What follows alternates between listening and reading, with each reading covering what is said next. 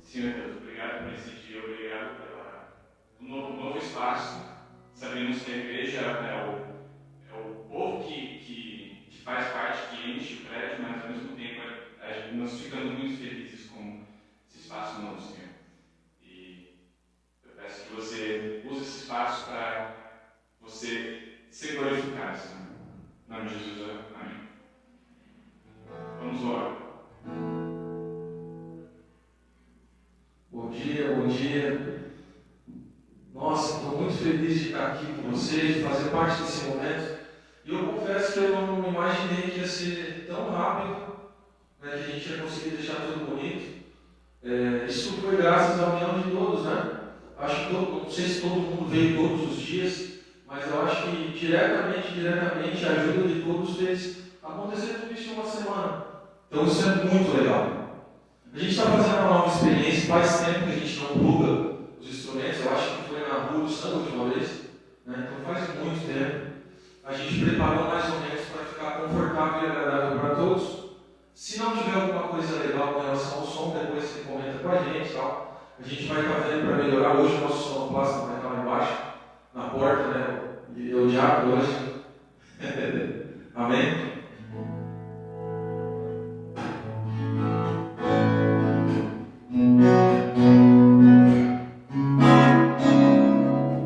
Vocês vão ter que cantar mais forte, hein?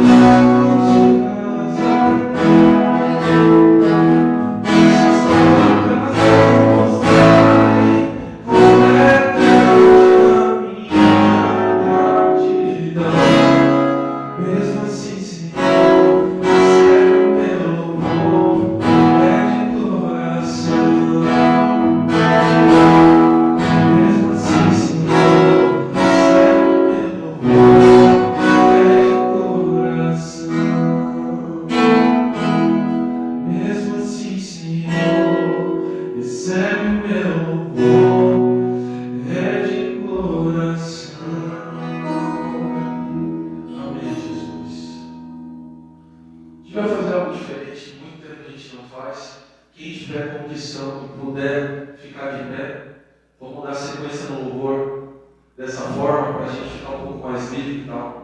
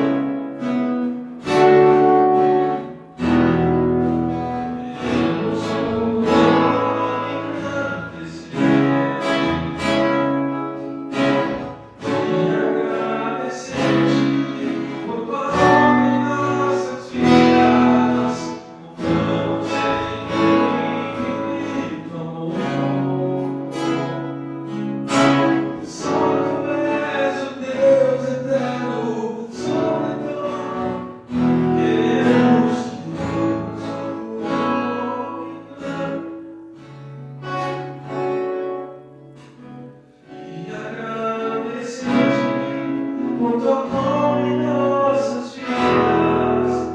Confiamos em teu infinito amor. Só tu és o Deus eterno sobre toda a terra. Pois só tu és o Deus eterno sobre toda a terra. Pois só tu és o Deus eterno sobre toda a terra e céu.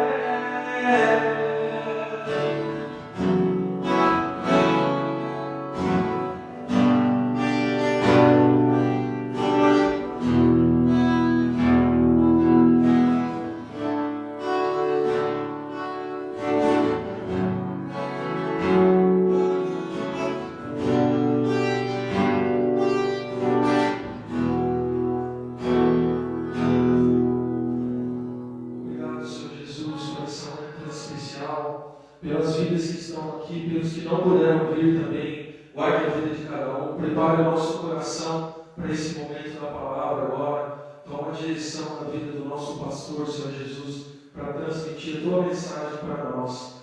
Em nome de Jesus, amém.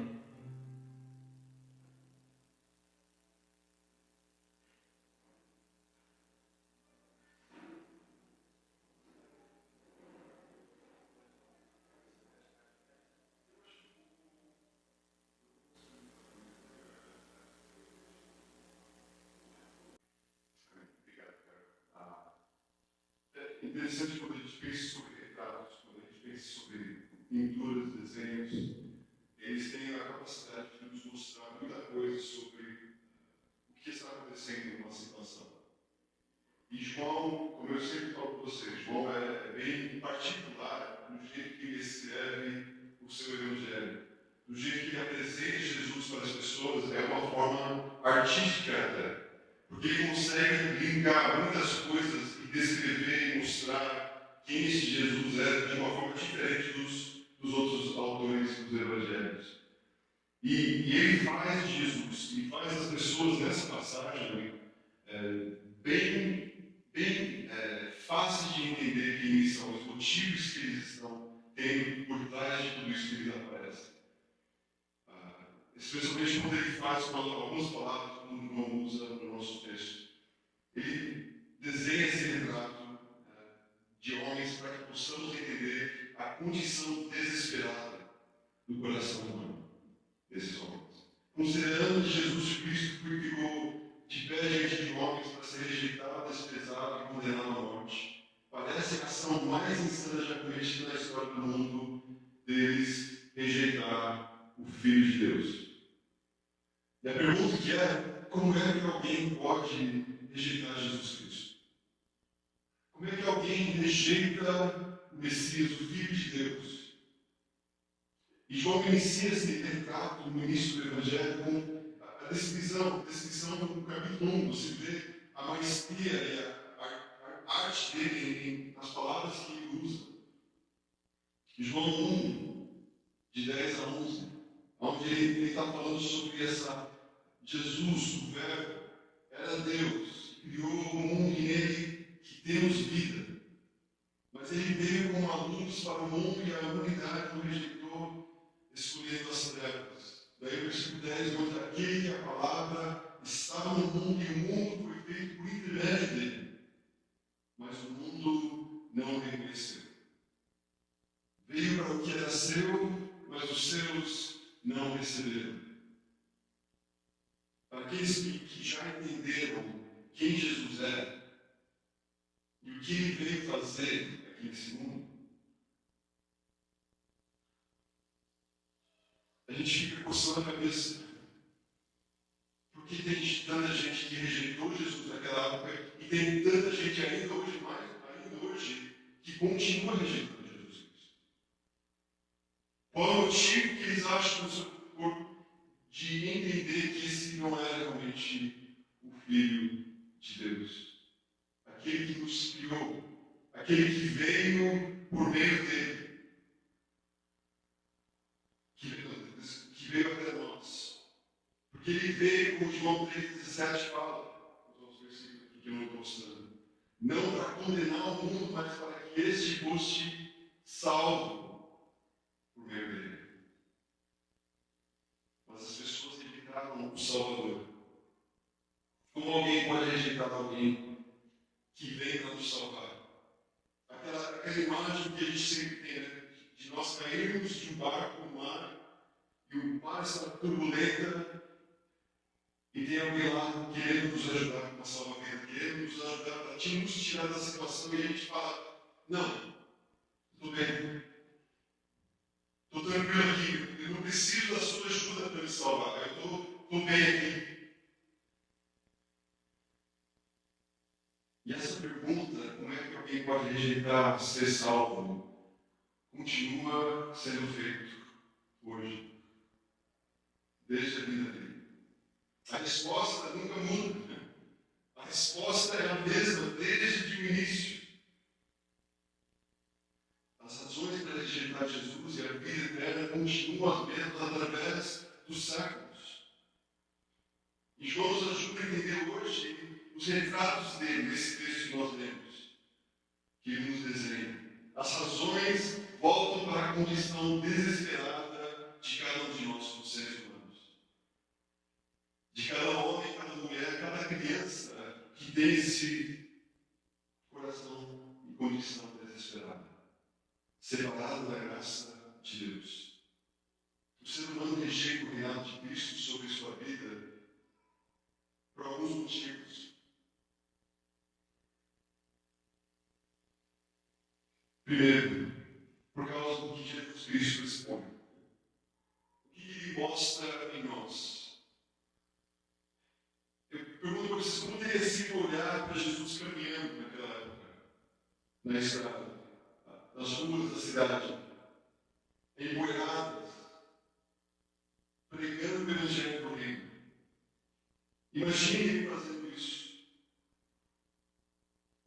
E como nós sabemos que ele era o Filho de Deus, imagine agora você está olhando o Filho de Deus, o Deus encarnado no seu meio, caminhando nas ruas, com os pés enquadrados como em nós. Aquele que é perfeito, o próprio Deus caminhando no meio de nós. Vestido de humano, para que nossos olhos pudessem vê-lo, para que nós pudéssemos olhar para ele. O próprio Jesus disse isso, de João 14:9, quem me vê, vê quem? O Pai. E meus olhos, gente, eu acho que todos nossos olhos já viram muita coisa bonita. Já vimos espetáculos incríveis na natureza humana, mas também de maravilhas construídas. As praias de Santa Catarina são as mais belas do Brasil. As cataratas de Iguaçu, as montanhas rochosas dos Andes, as montanhas rochosas da América do Norte, parques nacionais incríveis. Mas não existe nada mais magnífico, maravilhoso, lindo do que Deus encarnado. Jesus Cristo, aquele sobre todos, e ele deixou homens pecaminosos olhar para ele, caminhar com ele, e não ser morto instantaneamente. Quando homens olharam para a glória e grandeza de Deus, todos foram afetados profundamente de alguma forma. Lembre de Moisés, de frente com um arbusto que queimava, mas não queimava. Ele cai prostrado diante disso. Elias, na boca da caverna, esperando Deus passar. E ele acha que vai passando bem, mas não passa, vai passar pelo terremoto, fogo, mas ele vem com um sussurro.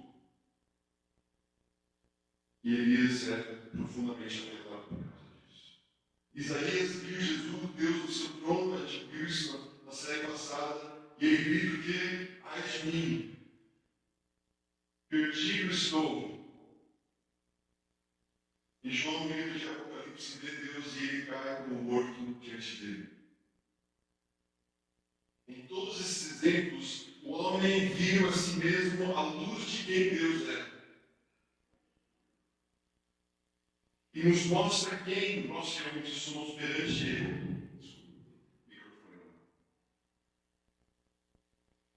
Em Jesus Cristo, Deus encarnado estava entre os homens e mulheres, e com certeza sua perfeição mostrava claramente que o ser humano realmente, quem o ser humano realmente é. E que Jesus mostrava o ser humano. Primeiro, ele mostrava a pecaminosidade do homem. No texto anterior que nós vimos na semana passada, João 18:28 diz: em seguida de Caifás, os judeus levaram Jesus para o pretório, já estava amanhecendo. Lembre que os judeus entregaram Jesus na calada da noite para Pilatos. E eles ficaram do lado de fora da sala do tribunal para não se contaminarem, achando que as alegações eram suficientes. E Pilatos responde para eles, no versículo 4 a 6. Ele responde claramente para eles sobre o que ele achava. Ele fala: eu não encontro nada de errado com ele. Não encontro acusação contra ele. E eles revoltaram contra esse veredicto e gritaram logo em seguida ao ver com a coroa de espinhos e a capa de cor púrpura: crucificam, crucificam. E Pilatos tem se livrado da situação dizendo: não encontro base para acusá-lo. Por que os líderes estavam com tanta animosidade contra Jesus Cristo? Quando você lê os evangelhos, você começa a entender que todos esses líderes religiosos se viam como justos. E por isso, eles não precisavam de reconciliação com Deus. Já estava reconciliado na mente deles.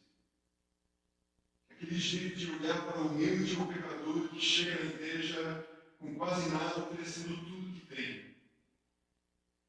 E dando graças a Deus quando nós olhamos: ah, que bom que não sou como ele. Que bom que não sou como ela. Esse tipo de religiosidade era bastante comum naquela época. Hoje não existe mais, né? Claro que existe. Jesus estava perante Pilatos porque o caráter santo e perfeito dele mostrava quão ruim nós éramos, quão pecaminosos nós éramos, quão pobres nós e os líderes religiosos eram. Algo que os líderes rejeitavam, eles não podiam aguentar esse tipo de acusação. E Pilatos, ele chega a uma conclusão sobre isso. Os líderes não conseguiam ver o podre deles. Pilatos foi dado a tarefa de tentar examinar Jesus e encontrar algum ponto ou área que justificaria a condenação ou punição dele. Pilatos era um profissional nessa área, era o que ele fazia. De examinar, julgar. Mas em toda a troca que ele tem com Jesus, com toda a conversa que ele tem, ele não vê nada absolutamente que ele pode acusar. Ele chega à conclusão: não encontro base para acusá-lo. Todas as acusações não provavam nada, não existia acusação ou culpa em Jesus, porque não havia pecado nele. Hebreus 4:14, a gente lê: passou por todo tipo de tentação, ainda que sem pecado. Cada aspecto e parte do seu caráter era totalmente puro. E, gente, nenhum de nós consegue dizer isso sobre nós mesmos. Não consigo dizer de mim mesmo: eu não encontro base para ser acusado. Ao contrário, eu vou falar para vocês: tem bastante base para vocês acusarem a minha vida. Tem bastante em mim que é podre ainda. tem bastante em mim que não foi totalmente santificado aos meus olhos.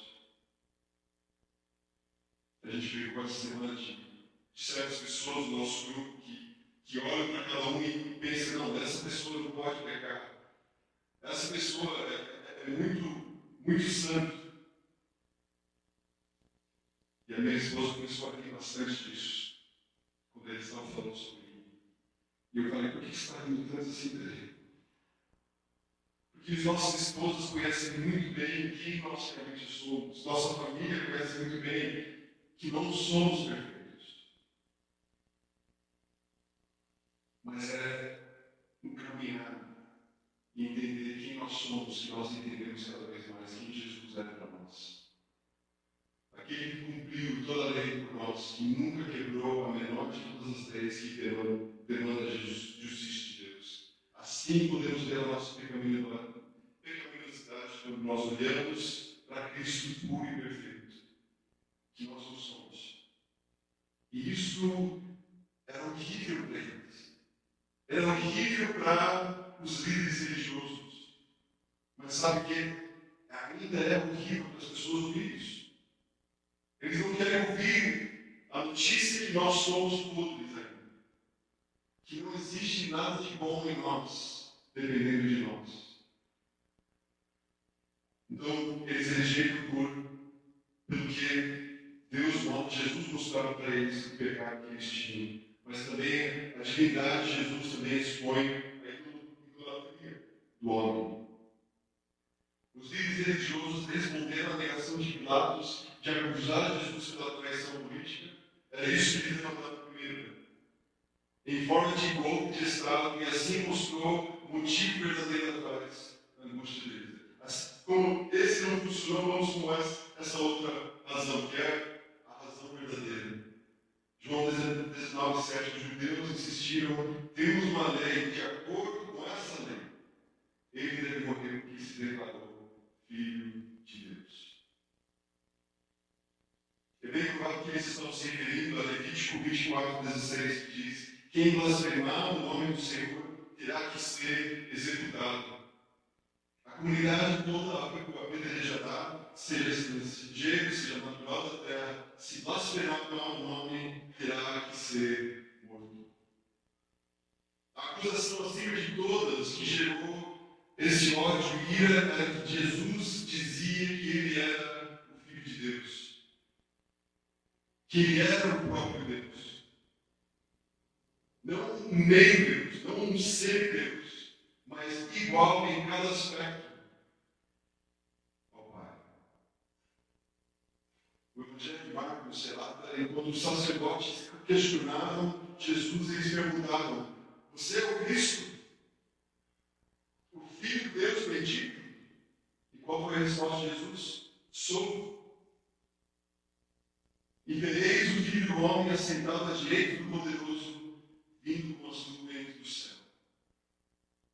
E com essa fala, esses líderes gritam, blasfêmia! E assim começa o esquema de tentar matar Jesus. Esses religiosos eram zelosos pela glória de Deus e preocupados que o nome dele estava sendo blasfemado por Jesus. Como eles podiam olhar para Jesus e todos os feitos maravilhosos que ele tinha feito nos 3 anos de ministério. Ver a santidade como ele vivia a sua vida. E ainda assim negar que ele era quem ele disse ser, Deus. O problema que vemos nisso é o coração idólatra que eles tinham. Eles estavam cegos com a idolatria deles mesmos. Eles não estavam adorando o Jeová, como ele era revelado nas Escrituras. Mas estavam adorando um Deus que eles tinham construído, formado, moldado na sua própria mente, que é uma forma de idolatria. Eles negaram acreditar nas promessas sobre esse Messias. Eles não conseguiam ver que a vida e o ministério de Jesus cumpria tudo que as profecias tinham sido escritas sobre o Messias. Ele cumpriu em tudo. Eles negavam a possibilidade de que eles precisavam de um Redentor que os libertasse do pecado. Ao contrário, eles tinham formado, criado, forjado um Deus que eles mesmos inventaram, que eles mesmos ensinavam para os outros seguir, que eles promoviam como Deus verdadeiro. Mas esse não era o Deus de Abraão. Esse não era o Deus de Isaac nem de Jacó. Esse não era o Deus que tinha prometido enviar seu filho supridor em Isaías 53, que nós vemos no começo hoje e na semana passada. Veja bem, desenvolver conceitos próprios de Deus, a parte ou separado da revelação de Deus em sua palavra, nada mais é do que idolatria. Nós formarmos ideias sobre Deus, não dependendo das Escrituras, não dependendo do Espírito Santo e de outros no nosso meio, para criar um Deus na nossa mente, é idolatria. Se não dependemos dessas coisas. Quando vemos quem Jesus é, a idolatria de conceitos e ideias nossos sobre Deus são expostos em cada aspecto. E, gente, é por isso que muitos não estudam a lei de Jesus profundamente. É por isso que em muitas igrejas não promovemos a leitura da palavra. Porque quando nós lemos a palavra de Deus, nós vamos encontrar esse Deus verdadeiro e não é o Deus que está sendo pregado nas igrejas. Não é o Jesus que está lá para nós olharmos com os nossos olhos.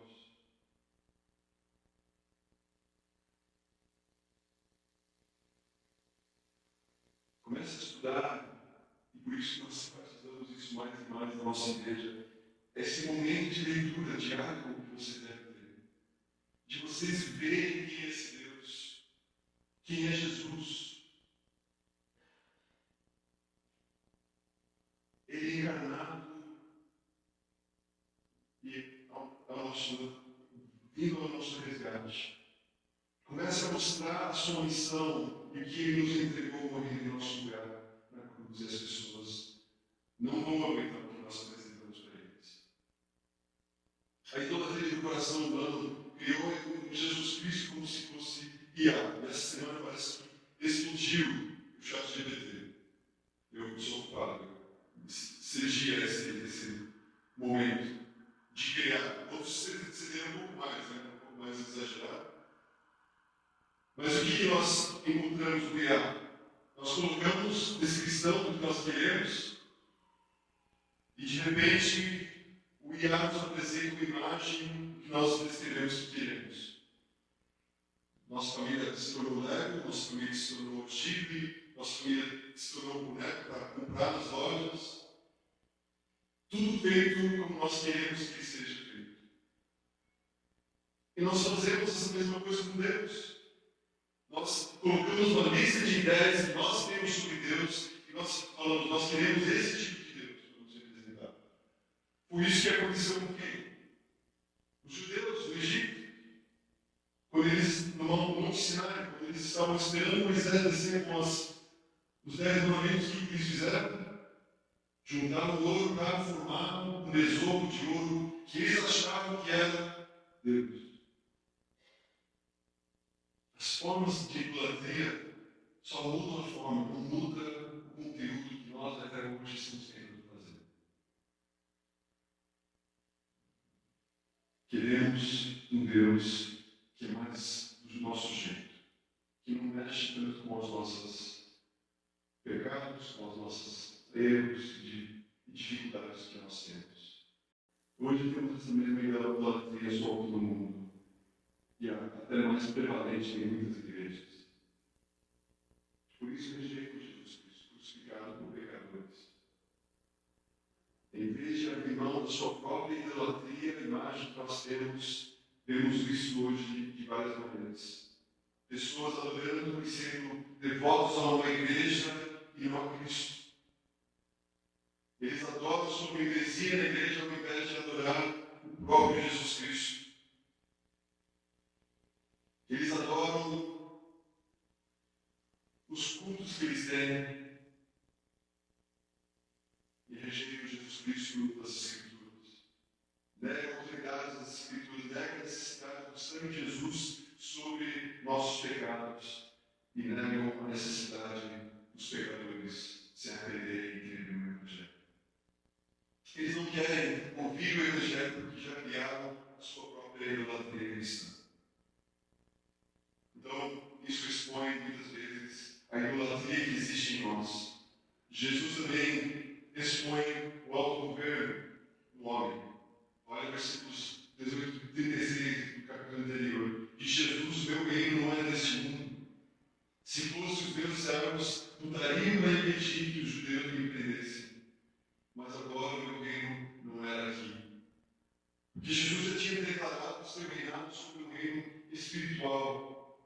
E agora Pilatos apresenta Jesus como rei. Olha o versículo 14 do nosso capítulo. Eis o rei de vocês, disse Pilatos aos judeus. E é interessante que sua resposta mostra a rejeição de Jesus como rei sobre eles. Mas eles gritaram: Marta, Marta, crucifica. E Pilatos pergunta: devo crucificar o rei de vocês? E eles dizendo: não temos rei senão César. Lembre-se que os judeus, eles odiavam a ideia de ter César como rei. Eles dizendo que eles tinham um rei como César era mentira. Eles não queriam nem o César. Mas em comparação com Jesus Cristo, o rei dos reis, eles preferem César. Se for que eu preciso submeter a Jesus, então eu prefiro César.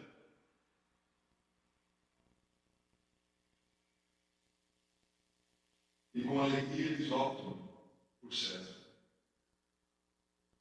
Na realidade, eles estavam simplesmente dizendo que queriam reinar sobre suas próprias vidas. Não quero que ninguém mande. Alguns chegam a esse ponto durante a vida por rendição própria.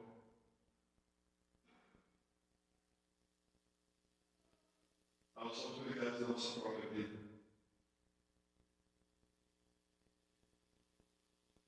Eles não se submetiam a César e com certeza não queriam se submeter a Jesus. Qualquer um tiraria a autonomia das suas vidas e do controle sobre suas vidas também. Em cada momento, o ser humano precisa chegar a esse ponto de rendição perante o Senhor, como o Senhor da sua vida. E a gente fala muitas vezes sobre Jesus ser o nosso Salvador, mas essa parte de ser Jesus ser o nosso Senhor é a parte que talvez mais mostra a nossa rendição. Porque é fácil ser salvo. É simplesmente dizer: eu não consigo, me salva. Mas é muito mais difícil você chegar ao ponto de dizer para Deus: Jesus, controle a minha vida. Seja o Senhor total da minha vida.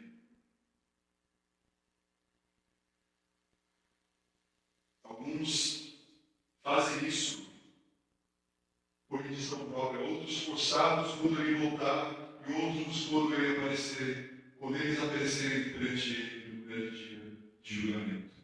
Mas todos vão se render a ele. Querendo ou não, todos vão se prostrar diante dele. Nós sempre queremos ser o nosso próprio rei sobre o nosso reininho, nosso pequeno reino. Sem ameaça de auxílios. Por isso que o Evangelho é rejeitado, ainda hoje. Quando Jesus disse em Lucas 9, 23, se alguém quiser acompanhar-me, o que ele tem que fazer? Negue a si mesmo. Tome diariamente a tua cruz e siga-me. A autonegação é em oposição ao autorreinado. Para ser discípulo de Jesus, você precisa chegar ao fim de você mesmo e o controle da sua vida. E render ao Rei bom e soberano que é Jesus Cristo. Então Jesus Cristo mostra a pecaminosidade, a idolatria, o autogoverno que nós queremos na nossa própria vida, mas também nos mostra a impotência do homem. Jesus deixa orientado muitas vezes nos evangelhos que ele veio buscar e salvar o que estava perdido. Sempre tinha essa mensagem redentiva no que ele conversava com as multidões. Sempre deixou claro que não era simplesmente alimentar ou curar as pessoas, mas que veio para ser levantado na cruz, para satisfazer a justiça de Deus em salvar as pessoas.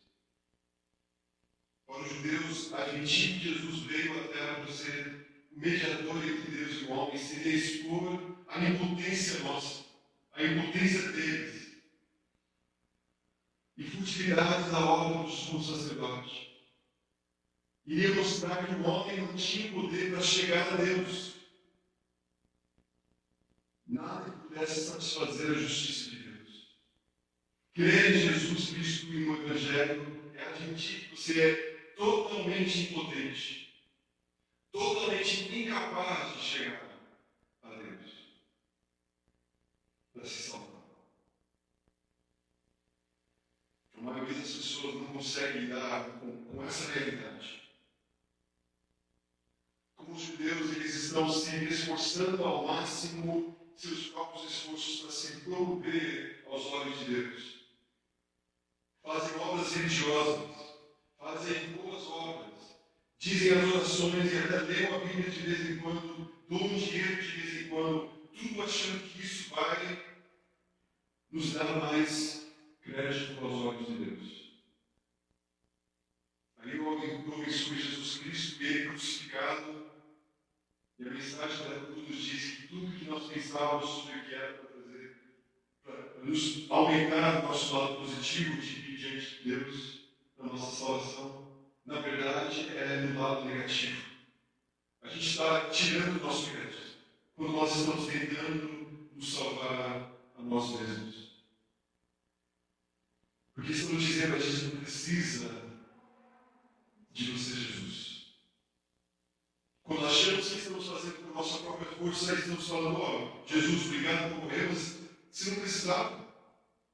Eu estou bem. Eu estou fazendo por minha própria conta. Mas pode morrer por outra pessoa. Eu estou bem.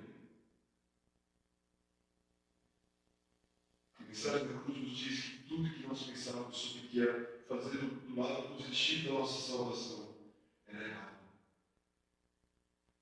Gente, a nossa contribuição para a nossa salvação é zero. É zero. É Ele que nos salva. E na teimosia do coração do homem, o ser humano é capaz de fazer qualquer coisa para não ter que admitir que é impotente para se salvar. O ser humano não quer perder controle da sua própria vida. Não queremos ficar face a face com nossos pecados ou separação de Deus. Por isso, seguramos firmemente nos nossos ídolos que nós temos. Por isso, como vimos na semana passada, que podemos fazer com a verdade: abraçá-lo, ignorá-lo ou destruí-lo. Os judeus usaram aquela última escolha, como muitos ainda hoje têm.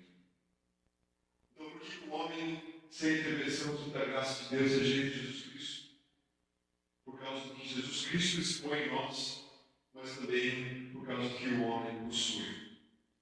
A divisão do homem sobre a vida. Tudo sobre o ser humano todo ser humano tem uma cosmovisão de como eles olham para o mundo. E tudo que é representado no mundo que nós vivemos. Um dos desafios para o cristão é manter a sua cosmovisão cristã no meio de um mundo caído. No meio de um mundo ainda direcionado pelo pecado. O problema é que a visão do mundo que muitos têm impede que eles considerem o Evangelho. Os padrões são tão firmes na mente deles que quando você apresenta o que Jesus Cristo disse, parece que bate contra uma parede na mente deles e cai. Eles não veem a sua necessidade de um Salvador por ter se convencido. Através da sua visão do mundo, que eles estão bem do jeito que eles estão. Tem várias mentalidades ilustradas nesse texto. Primeiro, a mentalidade de Deus em uma caixa. Os judeus têm essa mentalidade para pensar que Deus tem que trabalhar do jeito concreto que estava na mente deles. Eles se consideravam um grande depósito de conhecimento. Eles tinham todo o conhecimento bíblico. E que ninguém poderia ensiná-los isso. Eles disseram que Jesus chamou a si mesmo de Filho de Deus. Quem é ele para falar uma coisa dessa? Eles mesmos falavam isso, mas não acreditavam no que eles estavam dizendo. Era impossível para eles que Jeová, o Deus onipotente, tomasse a forma de humano para se revelar e levar sobre si os pecados deles, para justificá-lo para a justiça de Deus. Na mente deles, os planos não eram esses, e esse plano não inclui Jesus Cristo. E ele é crucificado. Não estava na caixa que eles tinham recebido sobre quem é Deus. E ainda hoje nós vivemos assim. Muitos estão nas igrejas evangélicas, por sinal, mas por algum motivo perderam a verdade do Evangelho de graça de Jesus Cristo. Então, desenvolveram a sua própria imagem de como Deus deve trabalhar. Ele tem que ser assim, assim e assim. Deus em uma caixa melhor assim para não atrapalhar os nossos planos e podemos tirar ele quando for melhor para nós. Deus é mais como um extintor de fogo para tirar quando nós temos alguma emergência na nossa vida.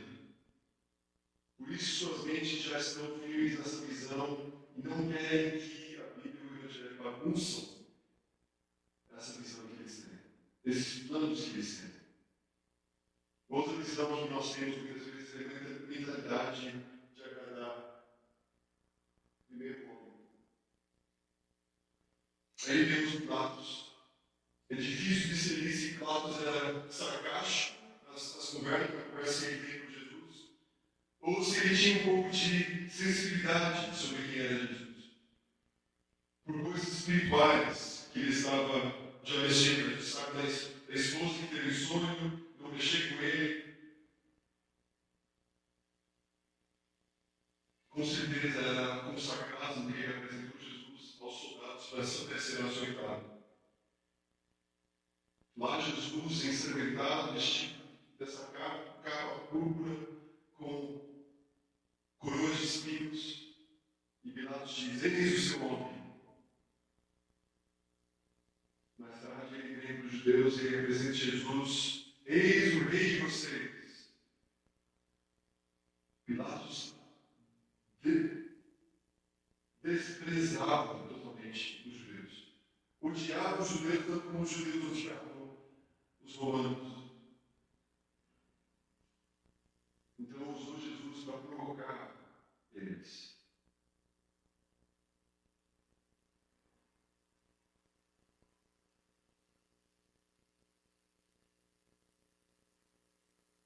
Ele até pergunta para Jesus com interesse de onde você vem, mas Jesus não responde, porque ele não respondeu sobre a verdade que Jesus tinha apresentado para ele antes também.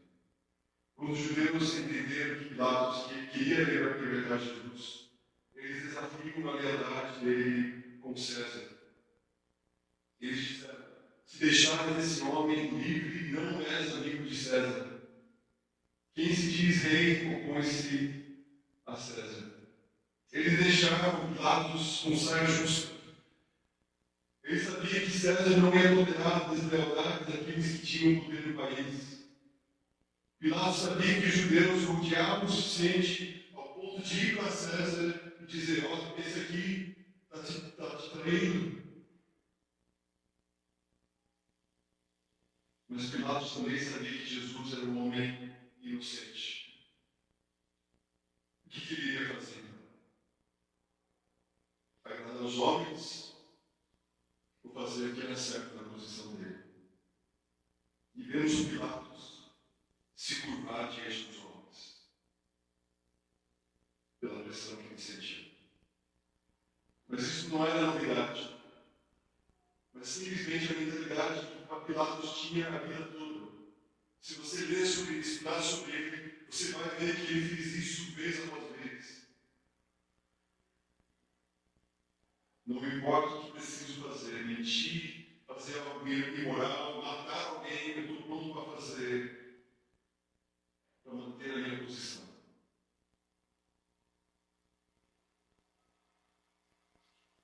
Quanto ainda hoje vemos essa mentalidade de agradar os homens e como isso faz que as pessoas rejeitem o Evangelho ainda. Vez após vez, homens e mulheres ouvem o Evangelho e mostram até interesse, mas viram as costas ao pensar sobre o que os outros vão pensar sobre a minha decisão. Também a gente vê que os pensamentos dos homens, a gente vê que essa parte que os pensamentos dos homens em relação a Cristo. Por causa que existe no coração do homem, eles olham para Jesus Cristo com uma variedade de pensamentos até chegar a colocar sua fé nele diante do Rei crucificado e ressuscitado. Primeiro, eles veem uma indiferença muito parecida com a verdade que nós vimos na semana passada. Como soldados, alguns são indiferentes. Podem levantar a mão quando são apresentados a sua necessidade de Cristo, uma perigosa atitude, uma atitude perigosa. Podem ter neutralidade. Pilatos tentou ficar em cima do muro. Ele não queria rejeitar totalmente Jesus Cristo e entregar para crucificar, mas também não queria ofender os judeus e negá-los na crucificação. Então ele fica em cima do muro. Mas todos, em um dia, vão ter que descer em um lado do muro.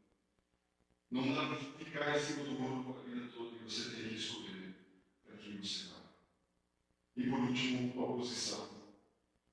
Os judeus não responderam nada, eles opuseram o Senhor com toda a força que eles tinham. Eles debocharam de Jesus durante toda a situação. Mas no fim, eles vão ter que ficar diante daquele que eles crucificaram, mas que agora é o juiz. E eles vão ter que falar do que eles fizeram. Como todos um dia que puseram o elo contra o Senhor e seu Evangelho. Talvez hoje haja pessoas ouvindo, talvez você daqui até, que encontraram os desenhos e retratos de João, que João desenhou, que mostram a sua própria vida. Talvez como uma oposição de Pilatos, dos soldados ou dos judeus. Virou as costas para Jesus Cristo por um motivo ou outro. Decidiu ignorar a oferta graciosa de Deus te salvar.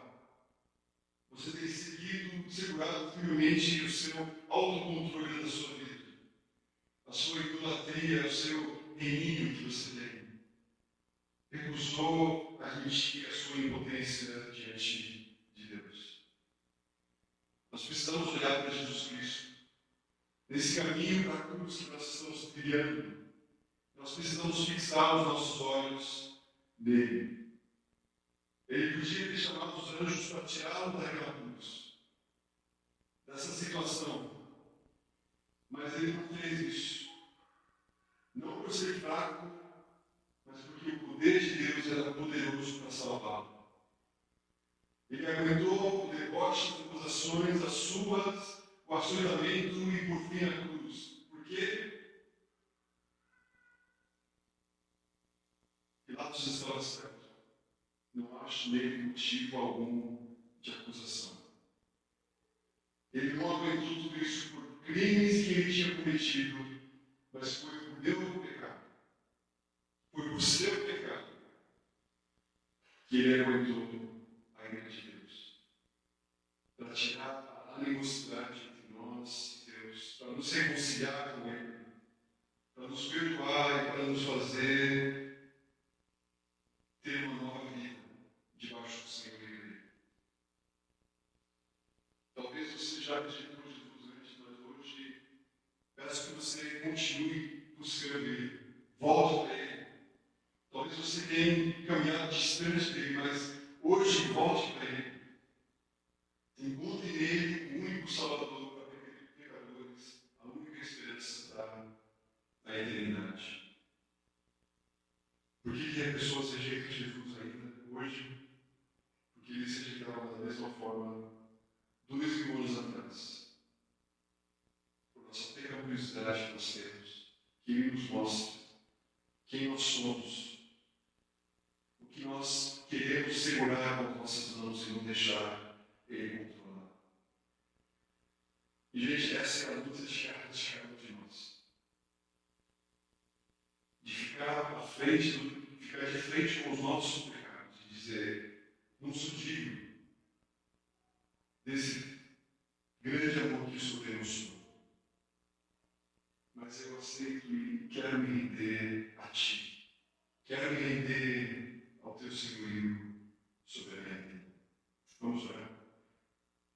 Pai, nós te agradecemos por mais um momento de poder refletir sobre a Tua palavra, de ver esse caminho para a cruz que nos leva através desses momentos que João nos apresenta e nos desenha através das Tuas palavras.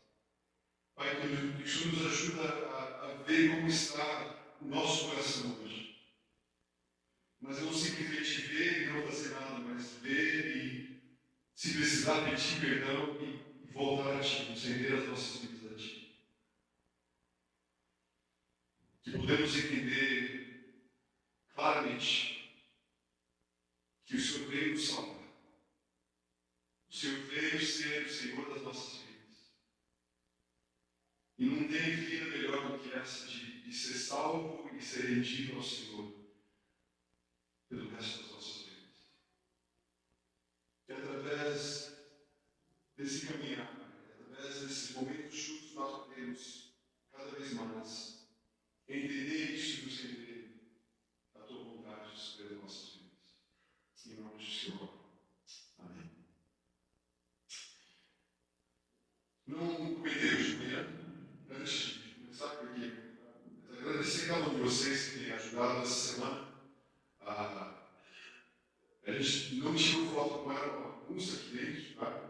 Eles disseram que os pedreiros vieram aqui durante a semana e deixaram uma bagunça, e as mulheres tiveram, não só as mulheres, os homens também vieram ontem para dar uma limpeza geral aqui, e ficou incrível. O que eu mais gostei dessa semana, gente, é ver pessoas com talentos que eu não sabia que tinham, formas de ajudar de diversas maneiras que vocês ajudaram, seja por comida, seja por dinheiro, seja por alguma coisa que vocês têm contribuído. E é isso que eu vejo no corpo de Cristo. E é incrível o que a gente aprende nesse convívio junto, né? As frases que a gente usa, né?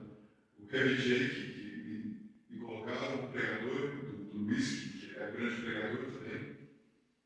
Essas coisas a gente vai descobrindo, essas coisas e se divertindo fazendo ministério, se divertindo fazendo uma vida juntos. Isso me alegra muito o coração. Obrigado a todos vocês que contribuíram com isso. Ainda tem muito trabalho para fazer, ainda não está por completo aqui, queremos fazer alguns ajustes ainda, mas ainda são mais toques que talvez um curso assim não tem tanto toque assim para ajudar. Então, se você ainda tem desejo de ajudar, vou estar buscando alguns dias que nós vamos estar por aqui e daí você pode participar junto conosco. Já marquei aqui no Google Maps nosso local, a Igreja de Joinville. Se você puder curtir, aquele 5 estrelas, pode ser 5 estrelas, tá? Se não, também pode ser também, se você não gosta do jeito que a gente vai trabalhando nessas coisas aqui no nosso meio também. Mas para a gente poder ter um espaço já mais localizado aqui no nosso meio, para poder fazer isso. Essa semana temos nosso grupo de vida. vai ser na casa da Isabel, no Xarão. Na terça-feira à noite, se você tem interesse em participar. Também teremos sexta? Não, essa sexta não, só o próximo grupo de homens. Creio que nós talvez vamos ter algum trabalho aqui que a gente pode fazer amanhã. Se não, a gente vai reunir aqui para ter um tempo juntos, mas a gente vai conversando sobre isso amanhã. Então, amanhã, à noite, às 8 horas, os homens, terça-feira, às 18h30, na casa da Isabel. E mulheres, esse sábado, às 16 horas. Tá bom? 16 horas. Bom, antes de sair todo mundo, queria talvez tirar uma foto com o nosso grupo mais completo aqui, teremos aqui na frente, para a gente poder registrar. Tem isso aí.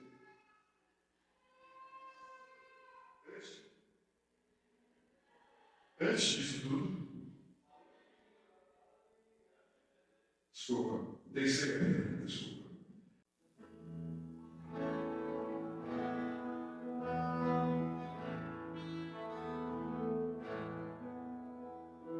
Tomem o pão e o vinho, que são meu corpo e sangue que dou por vocês. Lembrem, em breve eu volto, pra juntos cearmos a mesa no reino de Deus. Eu sou o pão da vida, da vida. Quem vem a mim nunca mais terá fome. Quem vem a mim não terá sede. Venham a mim os cansados, e eu lhes darei o alívio para acalmar, e eu lhes darei o meu descanso.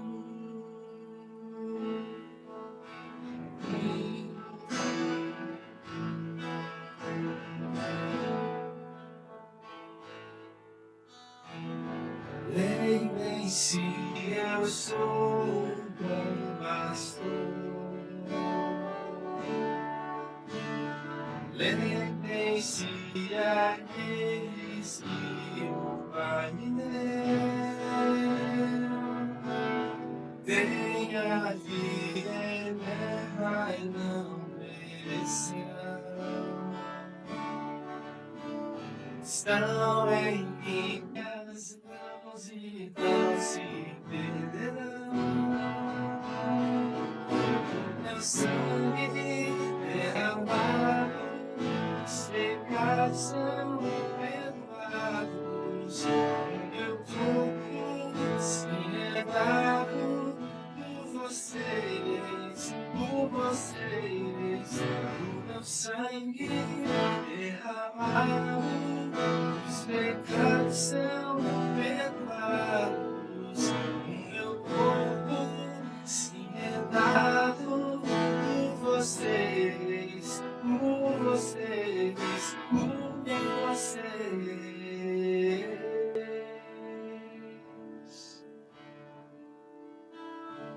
Tomem pão e o vinho, que são meu corpo e sangue que dou por vocês.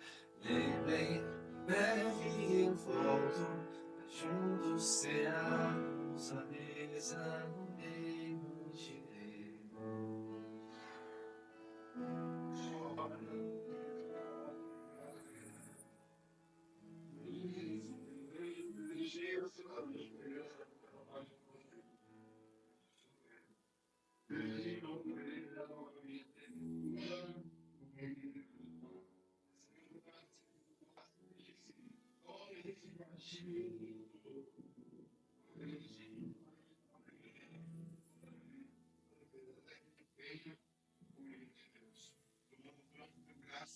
Partiu e deu aos seus discípulos, dizendo: Isso é o meu corpo dado em favor de vocês.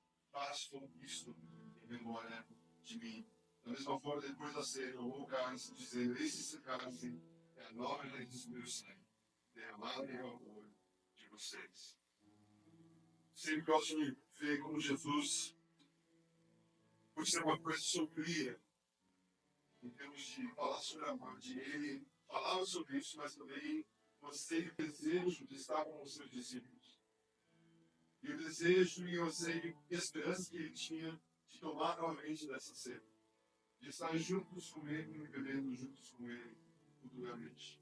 Então, enquanto a ceia realmente nos lembra da morte de Jesus Cristo na cruz, também nos dá a esperança que um dia ele voltará. Um dia estaremos com ele, compartilhando essa ceia, que é a nossa esperança. Então, quando nós estamos comendo, tomando, que nós lembramos com alegria e gratidão tudo que ele fez por nós. E por que nós não rejeitamos Jesus? Porque ele morreu e salvou. E nos deu uma vida nova. Vamos fazer isso com gratidão.